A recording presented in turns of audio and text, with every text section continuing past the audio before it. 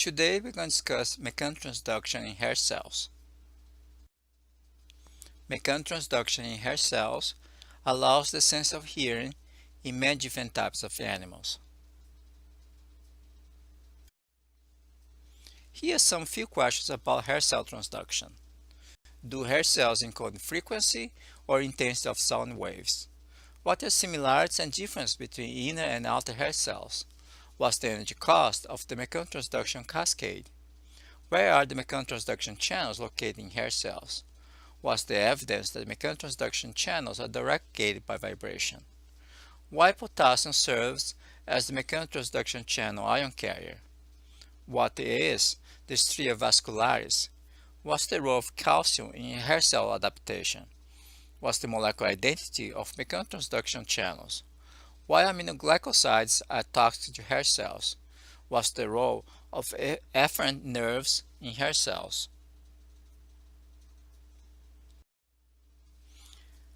Hair cells are found in the inner ear organs. Here's a diagram showing those three major types of organs that you find in the inner ear. There's the cochlea that's involved in the sense of hearing or sound detection. There's the vestibular system here that's involved in detection of linear acceleration. Then there is semicircular canals that's involved in detection of angular acceleration. In these three types of organs, the hair cell is the major cell type involved in mechanotransduction.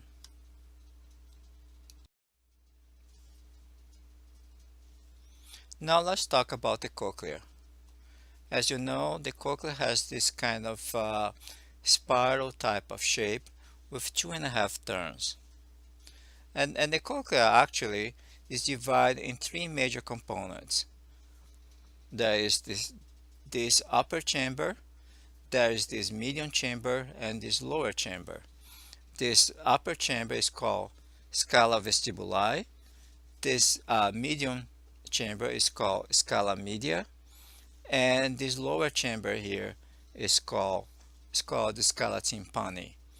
All these compartments in the inner ear of the cochlea is filled with fluids. Now, connecting the outer ear to inner ear, you find these three very small ossicles that transmit the vibrations that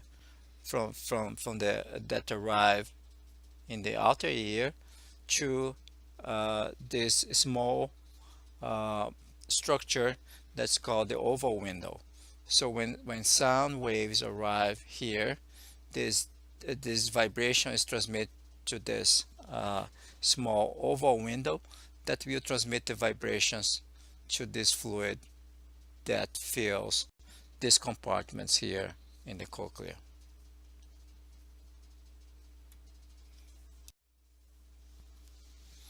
A cross section of the cochlea shows a little bit better these three compartments. Again, you can see the scala vestibuli here, the scala media, and then the scala tympani here. And in this diagram now, at higher magnification, you can see now some of the hair cells that you find in the cochlea. There are not too many hair cells in the human cochlea, about 20,000 of those.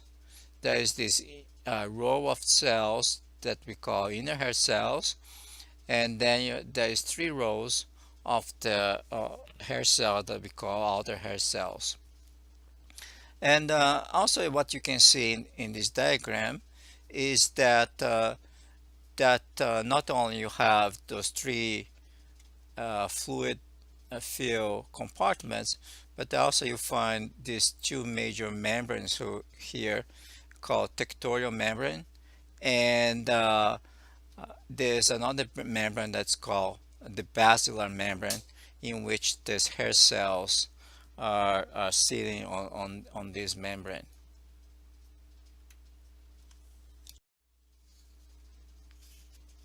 And even in a higher magnification, now you can see in a little bit more detail how these hair cells are are sitting in the in this structure. You can see that the the inner hair cells form again the single row of cells, while the outer hair cells form these three rows of sensory cells. Now, the also you can see that the inner and outer hair cells, the apical side of the cells, have this structure that we call stereocilia, which is in close contact with the tectorial membrane that sits on top of the hair cells. The afferent axons, the auditory nerve, contacts with the inner hair cells, while all the sensory information that leaves the cochlea are transmitted via the inner hair cells, while the outer hair cells have another kind of function that we're going to discuss later in this lecture.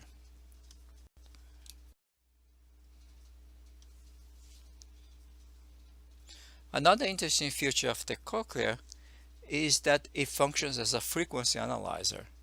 That was discovered many years ago when people start to look how the cochlea of cadavers were able to respond to mechanical vibration. And what was found was that the apex of the cochlea is relatively wide and flexible, while the base is very narrow and stiff. So sound, high frequency sound or high frequency vibration will vibrate most close to the base, while vibrations of low frequency will vibrate more in the apex. That's why we think the cochlea as some kind of frequency analyzer, in which sounds of different frequency will vibrate at different points along the cochlea that reflects the spectral properties of that sound.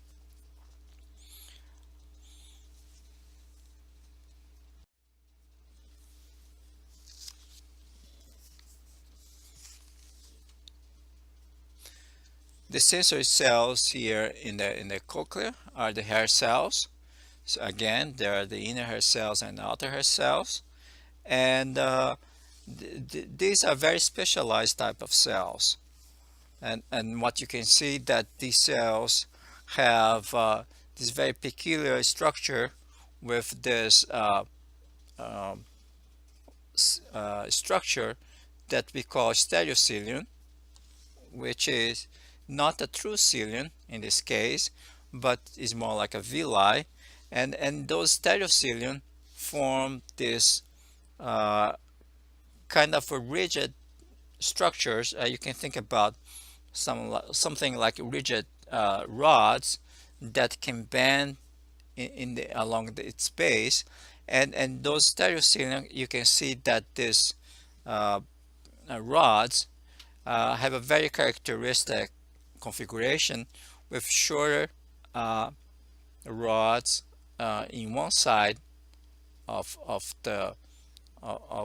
this bundle, while the longest rod or stereocilium is present in the opposite side. In many hair cells, there's this specialized type of stereocilium that we call kinocilium, which actually in many cases has this somewhat enlargement in the apical end, but in the outer and the inner hair cells of mammals, usually the kinocilium degenerates. Also in this diagram, you can see that the afferent nerve terminal make contact with this structure that we call synaptic ribbons, and So when the hair cells is stimulated, it releases a neurotransmitter that will evoke action potentials in this afferent nerve terminal.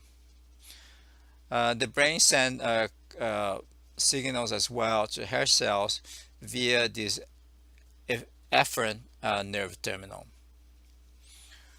A 3D view of this stereocilia, you can see here for this hair cell, and here in the frog sacculus, you can see this beautiful arrangement of the stereocilia here in this hair cell, and also you can see this um, stereocilium in this outer hair cell uh, uh, from the top view of this outer hair cell, where you can see that this stereocilia form this kind of a pipe organ arrangement. Again, those hair cells have 30 to 100 stereocilia. This stereocilia is somewhat rigid because there's a lot of actin inside of this stereocilia, and again they are graded in height, being short one end and very long in the other end, and basically when vibrations are bend this stereocilia, they they they they they don't bend, but they pivot at the insertion point where the tip is deflected.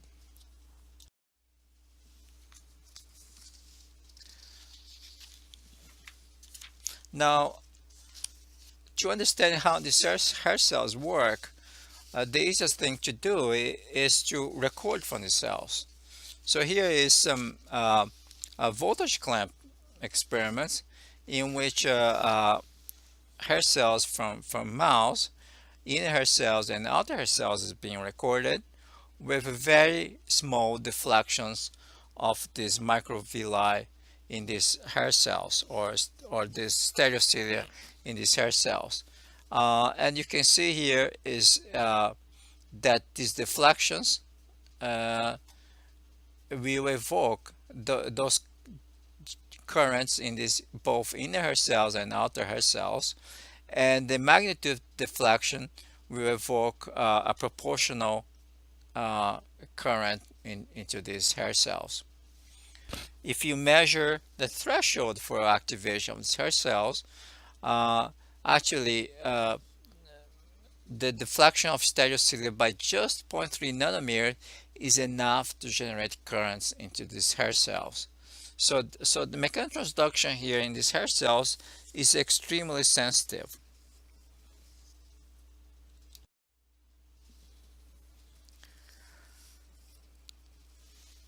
Also, another feature of that can be a measure in these hair cells is that the transduction here is directional.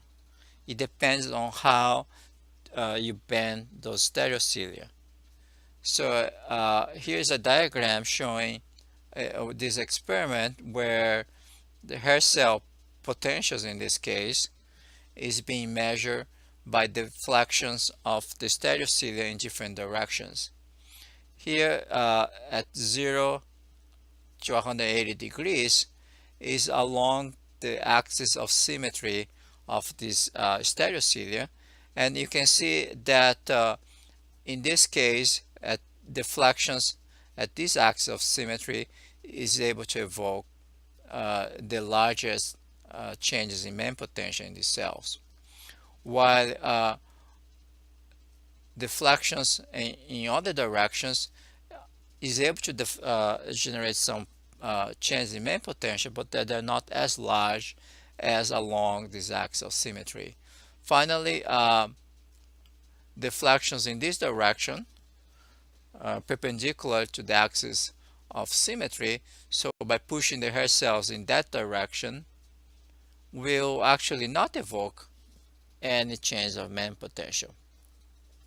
So the idea here is that this stereocilia has to move in a certain direction in order to evoke either depolarization or hyperpolarization of these cells.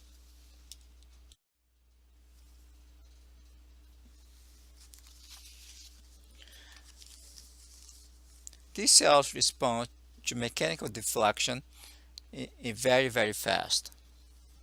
So if you measure, if you apply uh, this displacement of the stereocilia very fast, you can see that these currents evoked by this deflection stereocilia develop very fast. It's actually mechanotransduction channels that underlies these currents can open in less than 10 microseconds. This speed of transduction puts some constraints on the type of transduction mechanism that's present in these cells, because it rules out second messengers involved in this kind of responses. As you remember, second messengers which involve activation of G protein couple receptor, G proteins, and second messengers usually occurs in a time scale of milliseconds to several hundreds of milliseconds. And here we're talking about a few microseconds. And therefore it has been proposed that mechanotransduction involves the direct activation of a mechanotransduction channel.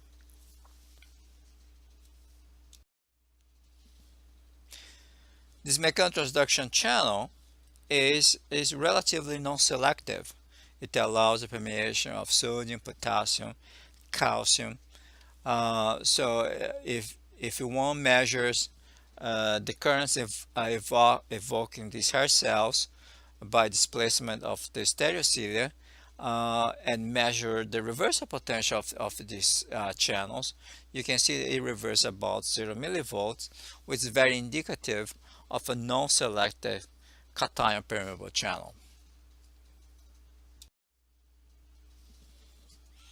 Where these channels are located. One of the first clues about where these channels are located was obtained by this very clever experiment in 1991, in which these investigators apply this blocker of these channels.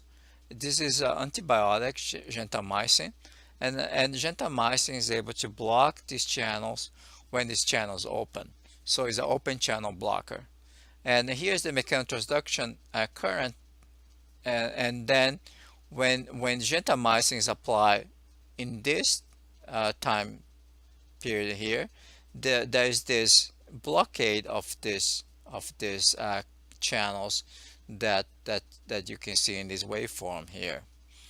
So if the gentamicin is applied very locally along the hair cell and along the stereocilia, so here is some place where the gentamicin was applied very locally, the major blockade was found very close to the tip of the stereocilia and much less on the base of the stereocilia. Okay, and here is one cell, another cell, and another cell where similar finds can be seen in those different traces.